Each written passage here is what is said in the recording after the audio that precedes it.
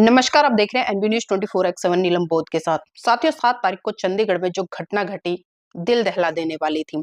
लगातार हम देख रहे हैं कि आज 7 दिन पूरे हो चुके हैं, लेकिन अभी तक ना तो सरकार जागी है, ना ही प्रशासन जागा है और कहीं ना कहीं एक दूसरे की साठगांठ में लगे हुए हैं कि कैसे ही मामले को रफा दफा कर दिया जाए, ताकि इन लोगों के गले में जो हड्डी अटकी पड़ी है वो हड्डी चाहे तो अंदर चली जाए या फिर बाहर आ जाए।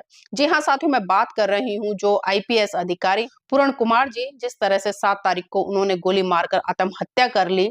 अब बहुत सारे सवाल खड़े हुए। 8 पेज का सुसाइड नोट भी मिला और उसमें तमाम ऐसे अधिकारी जो लगातार उनको मानसिक रूप से प्रताड़ना देते थे, जाति के आधार पर उनके साथ अत्याचार शोषण करते थे, उन्हें उत्पीड़न देते थे। तो तमाम ऐसी चीजें हैं और उन्होंने समय समय पर इनके खिलाफ कंप्लेंट भी की, समय समय पर शासन प्रशासन को भी जगाया, लेकिन गूंगी बहरी सरकार और गूंगी बहरा प्रशासन किसी भी तरह से जो पूर्ण कुमार जी हैं उनके द्वारा जो लिखित कंप्लेंट दी जा रही थी या जो से भी कंप्लेंट दी जा रही थी उन पे किसी भी तरह का संज्ञान नहीं ले रही थी। लेकिन साथियों, आज 7 दिन पूरे हो चुके हैं। सोचे उस परिवार की क्या हालत होगी, रो रो कर बुरा हाल है सबका। लेकिन शासन प्रशासन अपनी एक दूसरे की साठगांठ में लगा हुआ है, एक दूसरे को बचाने में लगा हुआ है। कल खबर निकल कर आई कि रात को 2:30 बजे भारतीय जनता पार्टी के 2 मंत्री और कुछ पुलिस प्रशासन के बड़े बड़े अधिकारी, आईपीएस अधिकारी की जो पत्नी है अवनीश जी, उनके घर पहुंचे और तमाम तरह की चर्चाएं की। बताया जा रहा है कि 40-45 मिनट तक बहुत लंबी चर्चा चली। अब उस चर्चा में क्या रहा क्या नहीं रहा, सुबह खबरें आई सामने तो बहुत सारी चीजें खुलकर आई कि जो उनकी बेटी है उसको जॉब का ऑफर दिया गया, यानी कि जो डीएसपी की पोस्ट है उसके लिए उसको कहा गया कि भाई ये नौकरी दे देंगे। लेकिन साफ साफ पूर्ण कुमार जी की पत्नी अवनीश जी, जो कि वो भी पुलिस अधिकारी है, उन्होंने साफ साफ मना कर दिया कि हमें किसी भी तरह का लालच नहीं चाहिए, किसी भी तरह की नौकरी नहीं चाहिए। अगर आप दे सकते हैं तो इंसाफ दीजिए। मैं भी 11 तारीख को चंडीगढ़ सेक्टर 24 पहुंची, जहां पर जो अवनीश जी हैं उनकी कोठी है, उनसे मुलाकात करने का तमाम प्रयास किए, लेकिन मेरी मुलाकात उनसे नहीं हो पाई। और कारण ये था साथियों, क्योंकि मैं मीडिया से हूं और मेरे हाथ में आईडी थी एनबी न्यूज 24x7 की। इसी नाते तमाम पुलिस कर्मियों ने मुझे वहां पर बाहर रोक लिया और अंदर नहीं जाने दिया। बसपा के कई पदाधिकारी भी आए मुझे बुलाने के, लेकिन वही हडिंग था कि मीडिया से है और मीडिया कोई भी अंदर नहीं जा सकती। पुलिस प्रशासन की सख्त हिदायत थी। अब सवाल ये बनता है कि मीडिया से इतना घबराना क्यों? आखिर मीडिया ऐसा क्या बताएगी जो ये लोग नहीं जानते, या जो मैडम है वो ऐसा क्या बताएगी जो पुलिस प्रशासन को नहीं पता है? तो साथियों, इस बात से तो बिल्कुल स्पष्ट हो जाता है। मैं 4-5 घंटे वहां पर रही, बाहर तमाम मैंने देखा कि पार्टियों के नेता आ रहे हैं, सामाजिक संगठनों के लोग आ रहे हैं और वो सभी मिलकर आ रहे हैं और फिर मीडिया पर अपनी बाइट दे देकर जा रहे थे।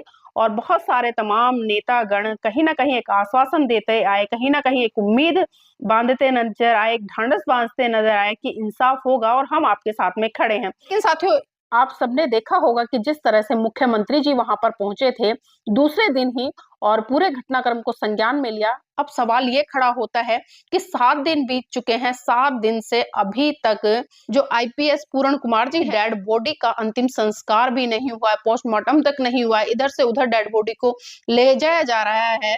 तो साथियों, ये कोई छोटी बात नहीं है। 7 दिन बीत चुके हैं और पुलिस प्रशासन और सरकार पता नहीं कौन सी खिचड़ी बनाने में तुली हुई है, ये भी समझ नहीं आ रहा।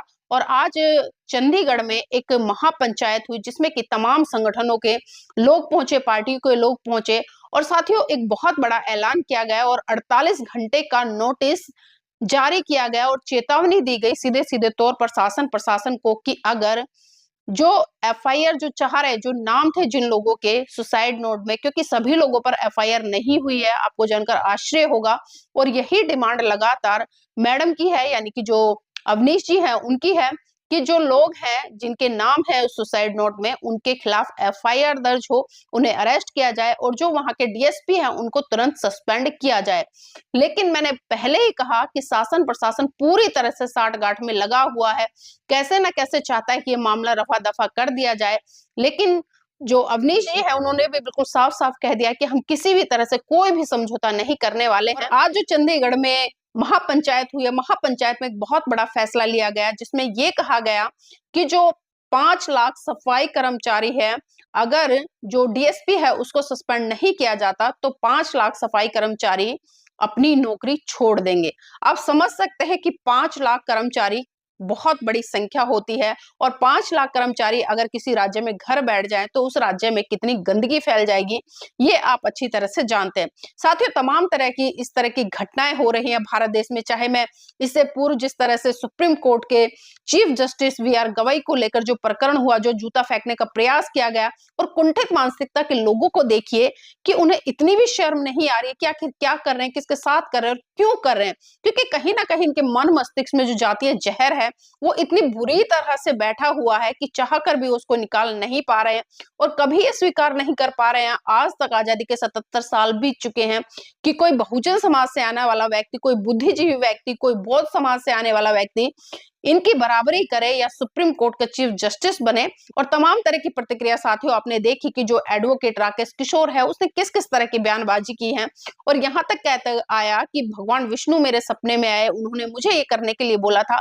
अब ये बताइए, अगर आपके सपने में भगवान विष्णु आए तो बहुत सारे लोग ऐसे भी हैं जो आपको लेकर आंदोलन कर रहे हैं, उनके सपने में भी भगवान विष्णु आए तो फिर आपको मिर्ची क्यों लग रही है? लोग आपका पुतला जला रहे हैं तो आपको मिर्ची क्यों लग रही है? ये बात भी तो भगवान विष्णु ने कही है। और आप इतने ही भगवान विष्णु के भक्त हैं तो मैं फिर से एक बात कहूंगी कि उनमें इतनी ही चमत्कारिक शक्तियां हैं तो वो खुद अपनी गर्दन लगा ले, खुद उस मंदिर का निर्माण कर ले, क्योंकि लगातार सवाल खड़े हुए हैं कि जो वो मूर्ति है वो भगवान विष्णु की नहीं है बल्कि वो भगवान बुद्ध की मूर्ति है। ये सभी अच्छे से जानते हैं, लेकिन तथाकथित लोगों को कुछ भी रास नहीं आता, सिर्फ दिखता है तो अपना दिखता है। और इसी कड़ी में साथियों आपने देखा कि जिस तरह से ग्वालियर से भी जो प्रकरण निकल कर आ रहा है एडवोकेट अनिल मिश्रा का, जो कि लगातार कह रहा है परम पूज्य बाबा साहब को लेकर कि यह संविधान है भारत का, ये डॉक्टर अंबेडकर ने नहीं लिखा, बीएन राव ने लिखा है। अंबेडकर अंग्रेजों का दलाल था, उनकी चाटुकारिता करता था और इसका पद प्रतिष्ठा को हम मिटा कर रहेंगे। और भी न जाने क्या क्या कहा, यहाँ तक कह डाला कि अंबेडकर गंदा आदमी था। अब आप खुद सोचिए कि जिस डॉक्टर अंबेडकर के कारण इस महानालायक, इस मंद बुद्धि के शरीर पर ये काला कोट है, आज उसी डॉक्टर अंबेडकर के खिलाफ बोल रहा है। और आजादी के 77 साल पूरे हो चुके हैं, अब से पहले कहां सो रहा था? अब तक 77 साल में क्यों याद नहीं आए? और तमाम ऐसे जो भगवाधारी साधु संत हैं वो भी साथ इस कड़ी में पीछे नहीं है। लेकिन अभी जिस तरह से पूरा का पूरा प्रकरण हो रहा है कि भारत में जाति के आधार पर एक के बाद एक तमाम बड़े बड़े अधिकारियों के ऊपर जाति सूचक शब्दों से जो प्रहार किया जा रहा है, जो मानसिक प्रताड़नाएं दी जा रही है, जिस तरह से उनको टॉर्चर किया जा रहा है, और उसी का नतीजा हमने चंडीगढ़ में भी देखा कि जिस तरह से जो आईपीएस अधिकारी हैं पूर्ण कुमार जी, उन्होंने आत्महत्या कर ली। मतलब कितना मजबूर किया होगा उन लोगों ने कि उन्हें इतना बड़ा कदम उठाना पड़ा, क्योंकि साथियों अपनी जान लेना कोई आसान नहीं है। हम दूसरे को तो चोट पहुंचा सकते हैं, लेकिन जब खुद की बारी आती है तो रूह कांप जाती है। सोचिए वो पल, वो लम्हा, वो कैसा रहा होगा, वो हिम्मत कहां से जुटाई होगी कि कोई व्यक्ति अपने जीवन को खत्म करने के लिए अपने सर पर गन रखकर चला दे। आप सोच सकते हैं।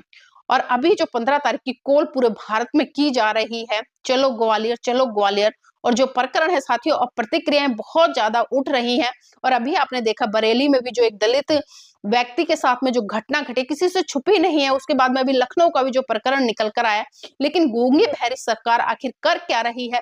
और एक सवाल ये भी खड़ा होता है लगातार बार बार कि 1935 में परम पूज्य बाबा साहब ने घोषणा की, लोगों ने उनकी बात को सुना और दूसरे कान से निकाल दिया। उसके बाद में 1956 में बहुत बड़ा ऐतिहासिक दिन रहा। उस दिन भी लाखों लोगों जिस संस्कृति की तरफ बाबा साहब लेकर जाना चाहते थे उधर गए, लेकिन उसके बाद में साथियों क्या रहा?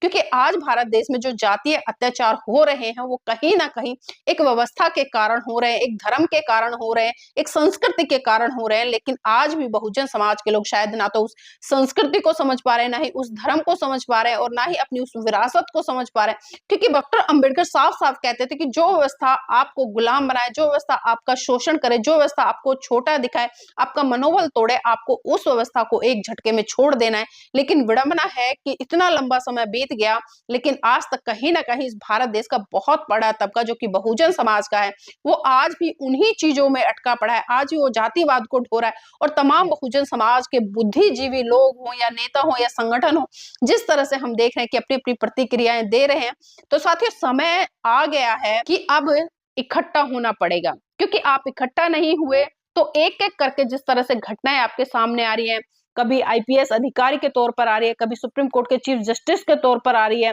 और अब तो डॉक्टर अंबेडकर को भी लोगों ने नकारना शुरू कर दिया है। तो साथियों, मैं बस इतना ही निवेदन करूंगी आप सबसे, क्योंकि जितने भी ये घटनाक्रम हो रहे हैं, और एक महापंचायत भी हुई है हरियाणा में, जो दोषी हैं, जिनका नाम एफआईआर में लिखा हुआ है अधिकारियों का, उनके समर्थन में वो लोग उतर कर आ रहे हैं। तो अब खुद सोचिए कि दो गुट अब आमने सामने खड़े हो गए हैं। एक जो आईपीएस पूर्ण कुमार जी हैं उनके समर्थन में है, और दूसरा गुट वो है जो अन्य दोषी हैं उनके समर्थन में है। अब आप खुद सोचते हैं, और ये जो पूरा का पूरा घटनाक्रम है, और जो ये पूरे का पूरा घटनाक्रम घटाया जा रहा है, किया जा रहा है, तो साथियों से साफ साफ समझ जाना चाहिए कि जो राजनीतिक लोग हैं, कहीं ना कहीं उनकी हिस्सेदारी है, उनकी भागीदारी है, और उन्हीं की शय पे इस तरह का काम किया जा रहा है। वरना दोषियों के खिलाफ कोई समर्थन में उतरता देखा है? बिल्कुल देखा होगा आपने।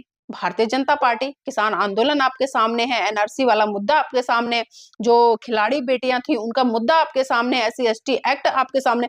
तमाम ऐसी घटनाएं हैं जब सत्ताधारी लोगों ने, जिन्होंने गलत डिसीजन दिए, और उस गलत डिसीजन के फेवर में तमाम वो जो मनुवादी विचारधारा के लोग थे वो उतरे। तो साथियों, मैं चाहूंगी कि समय आ गया, इकट्ठे हो जाइए और पूरी ईमानदारी, निष्ठा, समर्पण के साथ में अब इंसाफ की लड़ाई लड़िए।